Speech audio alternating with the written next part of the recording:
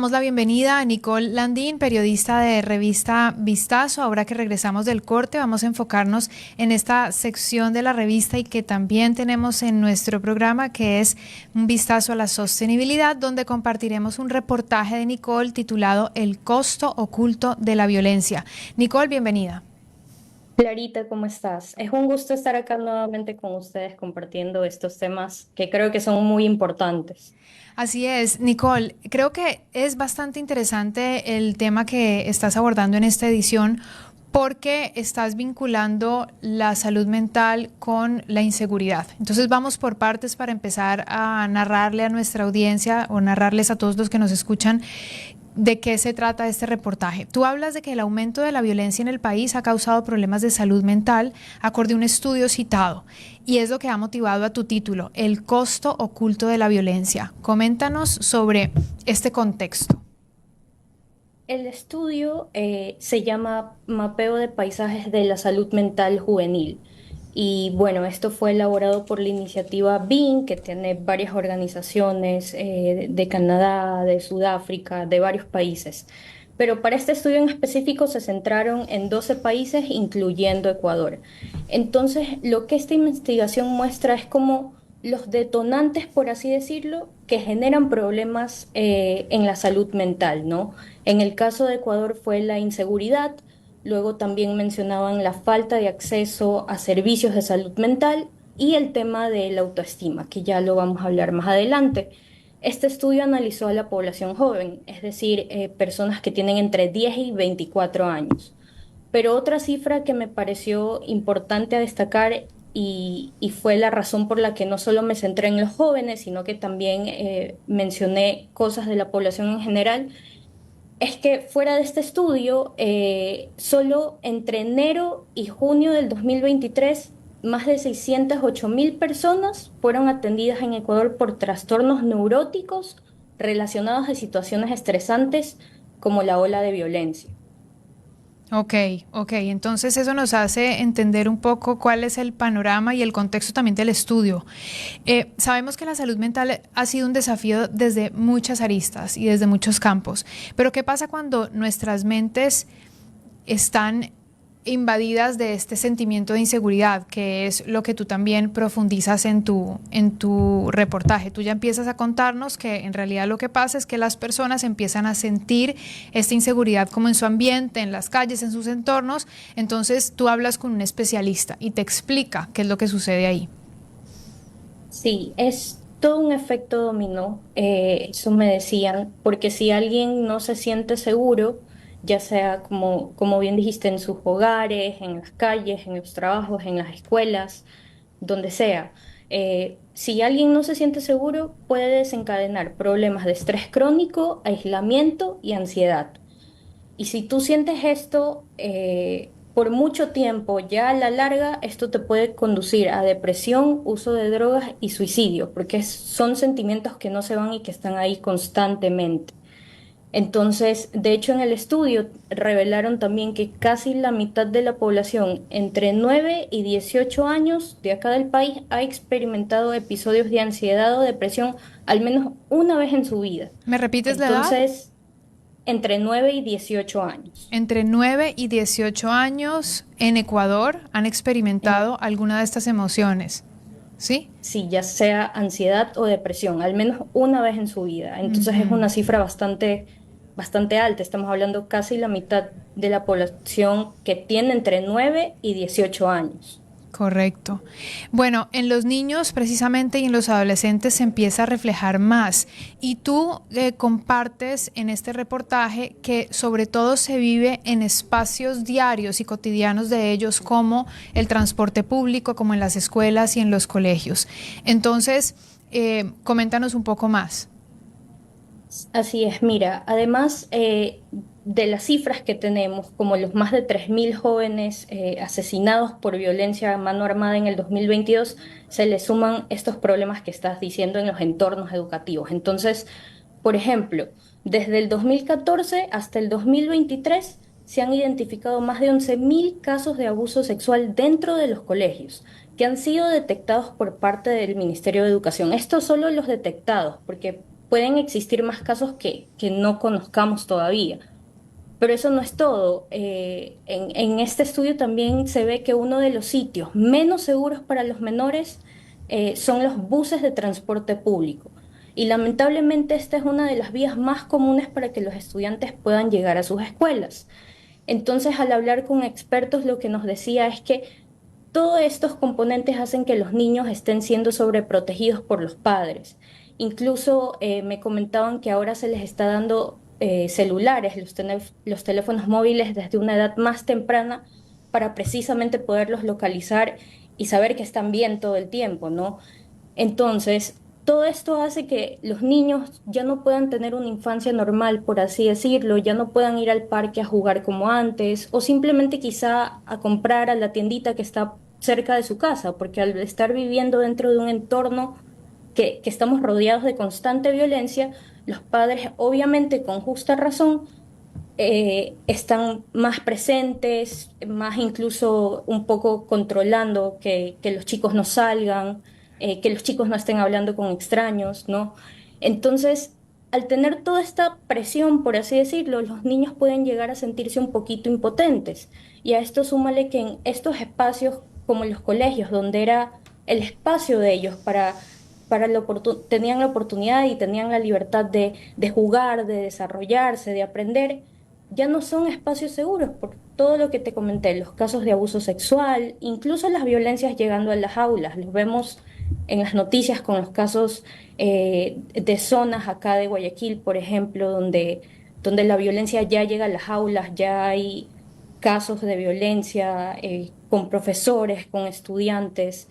Entonces es todo como una ola. Claro, sí, sí, lo que tú decías es como un efecto dominó, ¿no? Empieza todo a volverse como una bola de nieve, como que va creciendo esa preocupación, esa ansiedad. Y eso que ya habíamos hablado de consecuencias post-pandemia, consecuencias de salud mental post-pandemia, que apenas las estamos viendo. Y a esto se le suman las consecuencias, o mejor dicho, lo que la violencia agudiza.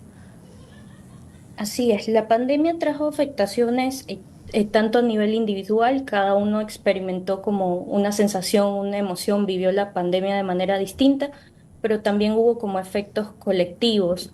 Pero ahora con esta violencia se ha detectado, de hecho, otro factor más que afecta también a la salud mental. Algo que me decían los expertos, hablé con un experto de la PUCE, es que ellos han hecho varias investigaciones, ¿no? Y ellos han descubierto que las personas ya no solo sufren por vivir u observar hechos violentos, sino que algo que aumenta este estrés postraumático son las decisiones que se toman desde las instituciones como el gobierno. Es decir, que evidentemente nos traumatiza la violencia, pero también lo que nos afecta es cómo se deciden las cosas dentro de la política. Entonces esto también genera varios efectos. Por ejemplo, hacen que las personas vivan en un nivel de estrés muy alto y esto se manifiesta en divisiones o polarización política, desgaste de relaciones, aumento de violencia intrafamiliar e incluso empobrecimiento del ambiente laboral y educativo. Sí, son muchos campos los que hay que ver dentro de la salud mental, que es un tema que para mí siempre es, nunca pierde vigencia, porque además, como lo estamos viendo ahora contigo, el ingrediente de la inseguridad toma un protagonismo. Y dentro de ese protagonismo, y tú hablaste de las instituciones públicas, también se plantea la necesidad de que haya un acompañamiento psicológico. Y dentro de tu reportaje yo veía que tú mencionabas un proyecto de fortalecimiento de salud mental en el Ecuador, lanzado en el 2023. ¿Nos puedes poner en contexto de cómo está este plan o este proyecto? Sí, justo el año pasado, a inicios del año pasado, el Ministerio de Salud Pública anunció la creación de este proyecto que tiene una inversión aproximada de 27 millones de dólares durante 5 años, empezando el año pasado. Entonces, este programa sigue en ejecución en algunos centros de salud a nivel nacional, pero de acuerdo también a la investigación que hice es que sí todavía falta mucho por trabajar, porque si bien hay estos programas que han anunciado, estos servicios están tan saturados que apenas y pueden realizar primeros auxilios psicológicos. Entonces, aunque la cifra también de 27 millones de dólares de inversión nos parezca algo impactante, cuando lo escuchamos, en realidad se estima que Ecuador gasta 9 veces menos que otros países en América Latina para atender la salud mental. Entonces, esto nos da una idea de que si bien hay proyectos y se está trabajando en temas de salud mental, aún falta mucho por hacer. Sí, la verdad es que tienes razón. Uno dice, bueno, 27 millones de dólares, pero cuando lo comparas con la región y te das cuenta que invertimos 9 veces menos, nos pone en perspectiva. Bueno, salud mental y objetivos de desarrollo sostenible. ¿Cuál es la relación? Casi siempre que hablamos, debido a que estamos en Ujú. este segmento de Vistazo a la Sostenibilidad, te digo, enfoquémonos o derivemos el objetivo que le corresponde a esta temática para también, a veces cuando se habla de ODS, uno dice, no, los ODS, ¿qué será? Bueno, los objetivos están enmarcados también en situaciones como tangibles como esta. ¿A qué ODS corresponde este tema?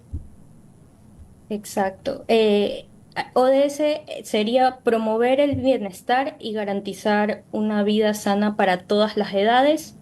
Es una de las metas de los Objetivos de Desarrollo Sostenible dentro del gran objetivo de salud, ¿no? Pero Correcto. esto realmente no será posible si no se resuelven ciertas necesidades esenciales como la seguridad, que lo hemos hablado en todo este bloque.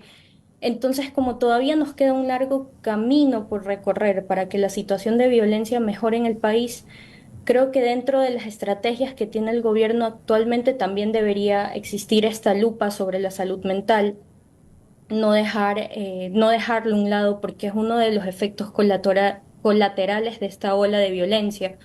Entonces, puede que las personas que nos estén escuchando digan, bueno, cuando yo escucho violencia o escucho inseguridad, lo último que se me ocurre son los efectos de la salud mental en la población, pero hay, hay que tener en cuenta que es algo que sí sucede y que no hay que dejarlo pasar desapercibido porque ya lo vimos anteriormente, no es como un efecto dominó y si estas emociones se sienten durante un largo periodo de tiempo, ya vienen efectos peores, por así decirlo, o cosas peores como el uso de sustancias, el suicidio, la depresión. Entonces hay algo que no hay que dejar a un lado.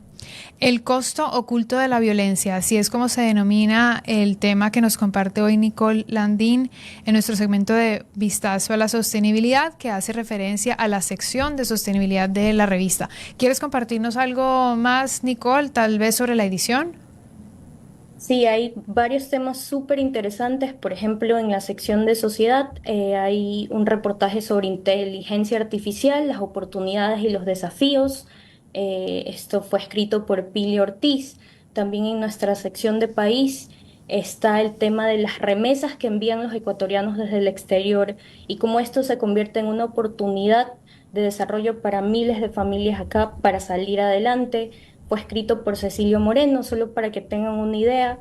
5.400 millones de dólares se registraron en remesas durante el 2023, entonces también los invito a leer este tema que está bastante interesante y completo. Y también hay un tema sobre las redes sociales como TikTok, cómo se han convertido en una estrategia política y en una plataforma política. Entonces es una edición que está bastante interesante y tiene temas muy variados.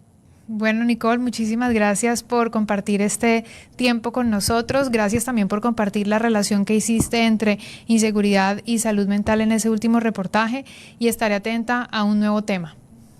Muchas gracias, Clarita. Nos vemos en una próxima ocasión. Gracias a Nicole.